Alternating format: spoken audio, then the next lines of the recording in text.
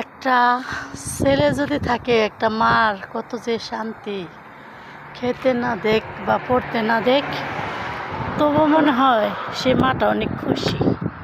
কারণ একটা ছেলে ছাড়া মা একটা শূন্যতা থেকেই যায়। শূন্যতা থেকে যায় এমনই যে ছেলে খেতে না দিলেও দিন শেষে একটা মা করে ডাক দেয়। আর পৃথিবীর বুকে মেয়ে জামাইদেরকে ভালোবাসলে মেয়ে জামাইয়ের কাছে ভালো। আর যদি ভালোবাসতে না পারো, দিন শেষে শাশুড়ি ভালো শাশুড়ি হতে পারে না, ভালো শ্বশুর হতে পারে না।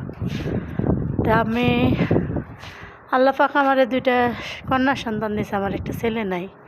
আমি ছেলে হারা মা। কিন্তু আমার অনেক কষ্ট হয় যে প্রবাসের মাটিতে থাকি, যদি একটা ছেলে থাকতো, বাদ যদি নাও দিত, তবু একটু ফোন করে খবর নিত, মা তুমি আছো কেমন, জিজ্ঞেস করতো, বা মা আমার এটা লাগবো দিও। হ্যাঁ, 2টা মেয়ের জামাই আছে, কিন্তু তাদের ভালোবাসতে পারি, ভালোবাসতে